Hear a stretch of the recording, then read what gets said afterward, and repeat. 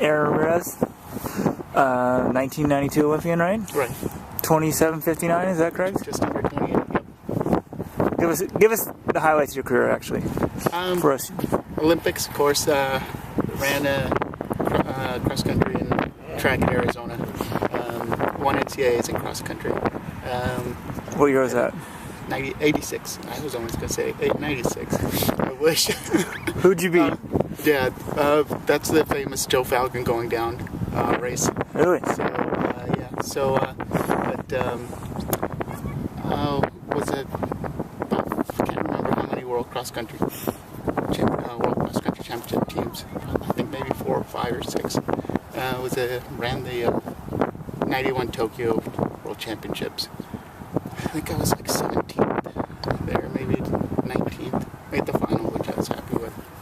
But 27:59, 13:25. Okay, so not too bad. Now 7:41 3K. So, and I actually put 4 minutes in the. And so, I mean, people talk about the resurgence of American distance running. And that also makes it sound like guys back in the 90s weren't that good, but that really wasn't the case. I mean, do you think it? There was a hand. I mean, there was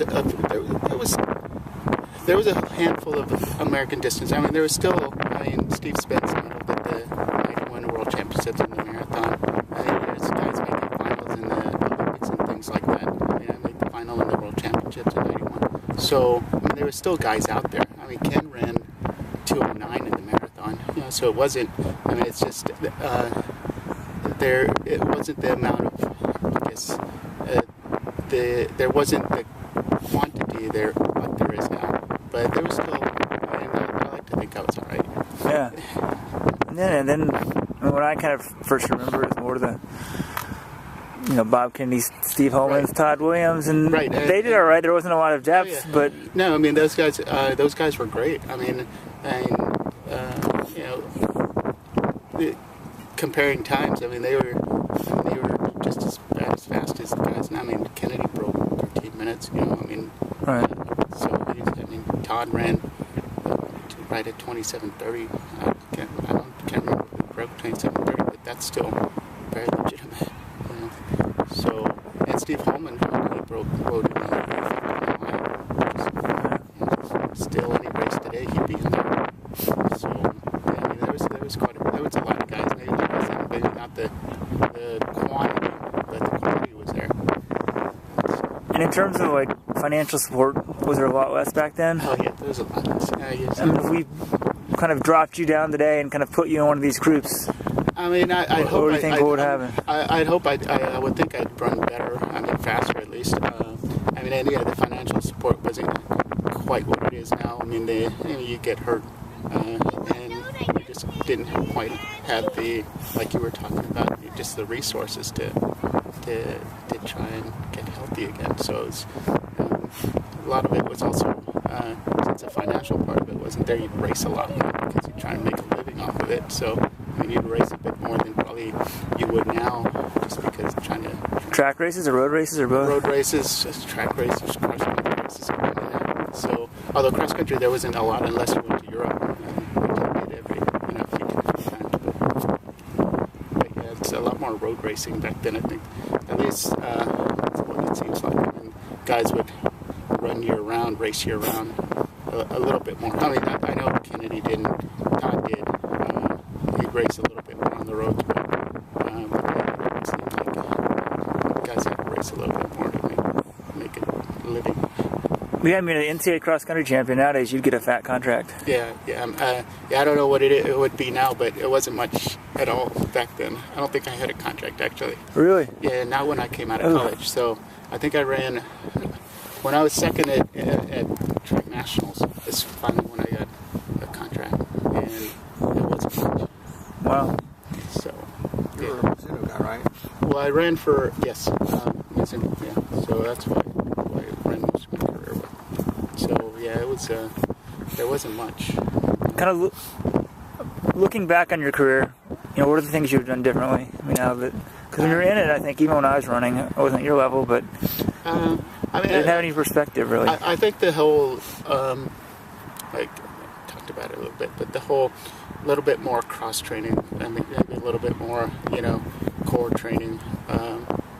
So things like that, I think, doing things like that would have probably taken a little bit of time here and there off, and maybe a lot better. I mean, it may be a little bit less racing, although I did what, just did it because I almost felt like you had to do it to, try to make a living off of it. So you told me a little bit about this. Nowadays you run 3 or 4 days a week? 3 or 4 days a week, trying to not get too fat. What's the official pace? If I'm breaking 8 minutes, I'm doing really well. If I'm getting down at the end, if I'm going down to 7:30, I feel like I'm moving along. What's the last race you did? Probably 97, 98. So it's been a long time, 14 years maybe. I really can't remember. It's been that long. My memory's gone. What are you doing these days? Pharmacist. Pharmacist. Takes up most of my time. What town are you in? Down South Texas, called Mission, Texas. Oh, yeah, that's where I live. Mission, Texas. So that's where I grew up. So I live near where I grew up. So pharmacy, we're big on the anti-doping front. How big were drugs back then as a problem? What do you think of it now? And honestly, back then there was drugs. I don't want to say who was doing them, but I think the Europeans were doing them, so that was probably the guys that were doing them more than anybody else. I guess I don't want to say, oh, that guy was doing them or anything like that, but I think there was definitely, and I don't think, wouldn't test for like EPO or anything like that, which I think started coming around back then. So, yeah, and as far as now, it's like, I keep up with the sport, but I don't really keep up to the times are phenomenal. Back then, if you were at a European race and the director said, oh, this 5K we're gonna run like, pace is gonna go out 13:15 pace, everybody was like, wow, it's gonna be a fast one this race. So, but now it's like, that's what guys are coming through for a 10K. Right. So, it's like if people ran 13:10, it was like, wow, that guy was moving. Right. And now it's guys are closing that fast in the 10K. So, I don't know. It's doing something right. Yeah, I think some of them, also the bar gets raised and you got to do it or you're not competitive. Right. I trained with I trained with Joe Besondiki, the guy that first booked the 10K, and those guys trained really, really hard. It's different. It's just, I thought I trained hard. Those guys really trained hard, and maybe that's what it is. So, a lot of it now is people just, I ran and I was happy with what I did, but it's like, these guys, it's like 24/7 these guys are doing it. So, it's focus is just, I think, so much, they're so much more focused than so, that was cool. All right, one more question. Some kind of novice runner out there, even some high school, college runner, what's the number one thing they're doing wrong, or what they should be doing? I don't know. It seems like it seems like there's a lot of volume now that they're running. Kids are starting to run a lot more volume, it seems like, which is making them better earlier. I don't know. I really don't. I guess some kids can handle it. Maybe some kids are going to get hurt and burn out. I don't know. I probably trained 40 miles a week, 35 miles a week in high school. I think kids are going to be good. So you don't need to do too much too early? I don't think so. I guess, sure. I guess everybody has their own opinion. But, I think a lot of kids are probably doing a little too much. Maybe coaches are probably just, it's like, oh, the coach doing this, let's do that. Right. So, I keep up with the sport, but, I don't really know how, I just, whatever I read, so it's like, it seems like that, so it's not like I know firsthand. So, I don't know. All right, thanks.